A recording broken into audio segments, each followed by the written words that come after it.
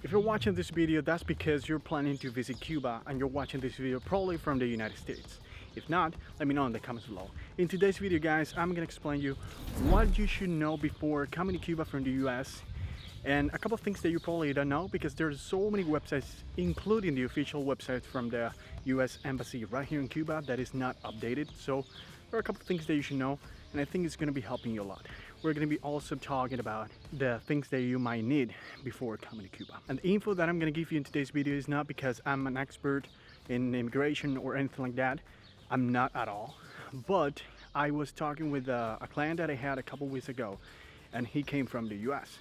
So this information is going to be helping a lot because he was like pathing through all these mistakes, at the same time situations that you should avoid. And the first one that I want to talk to you guys about is the things that you should know before coming to Cuba.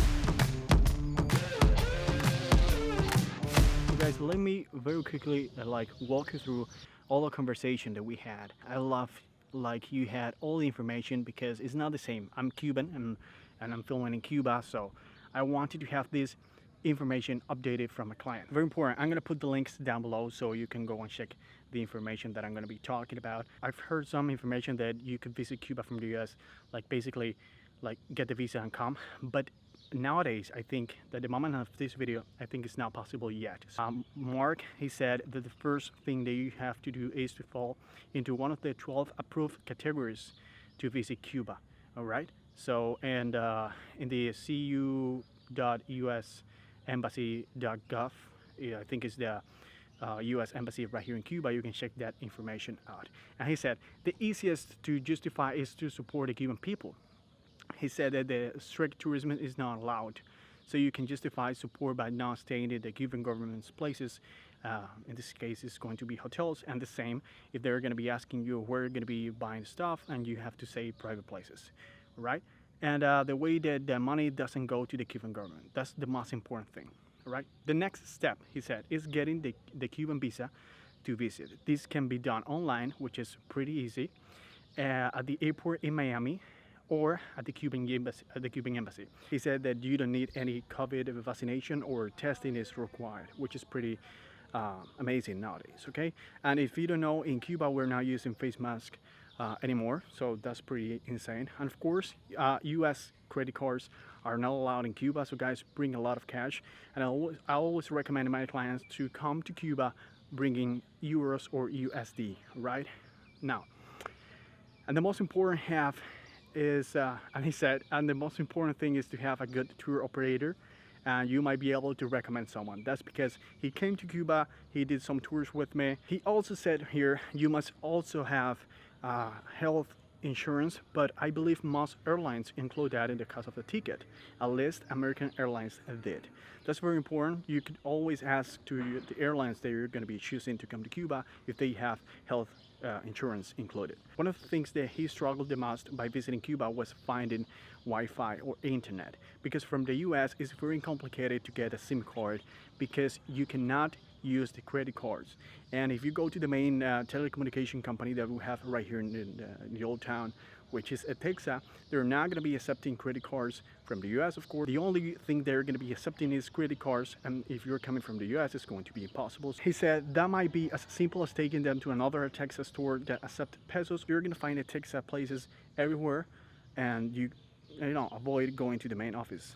If you're going to stay, or if you're planning to stay in the old town, you can go to any of the hotels that you're going to find. Parque Central, Kempinski, and you can find the Wi-Fi there, which is going to provide you good quality internet. It's not going to be as close as the one that you have in the US, but at least you're going to have Wi-Fi. Now guys, there's something very important that I have to tell you in this video that you probably don't know, and you're not going to find any information about this so far because most of the websites out there, they're not updated. And this is very important. You cannot import from Cuba to the US rum or any tobacco. This is very important because there's so many of you guys who wants to visit Cuba and you want to try the Cuban cigar and you want to take the cigars back home for, I don't know, friends, family, whatever, and you're not going to be able to do that. They're not going to allow you. All right, actually I have some tobaccos right here that Mark gave me back because he bought some tobaccos and he wasn't able to take those tobaccos or cigars to the US and the wrong either. He said Cuba is prohibited, despite different US government websites that says that it's okay, they're out of date. Of course, this could change.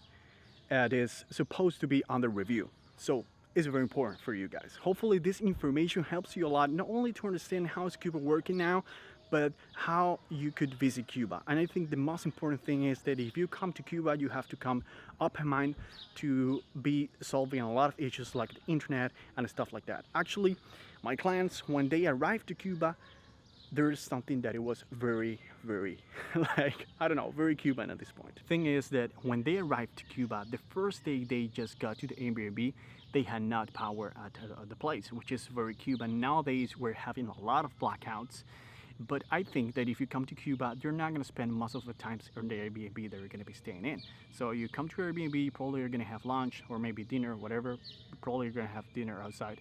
What you can do is that you can get inside and you're going to be living the real Cuban life if you choose an Airbnb, because blackouts are pretty common nowadays. If you were planning to visit Cuba and you would love having a tour, just send me an email and I can help you with that. And actually, we're launching the Emprende website very soon, where you're going to have so many experiences that are not going to be like only the touristic spot, but also the local life combined. So it's going to be very exciting for you, and I'm just waiting for it. My name is alexr, just in case you're new here. And guys, do not forget to subscribe to this channel. Love you, it was a pleasure having you here, and see you in the next video. Ciao.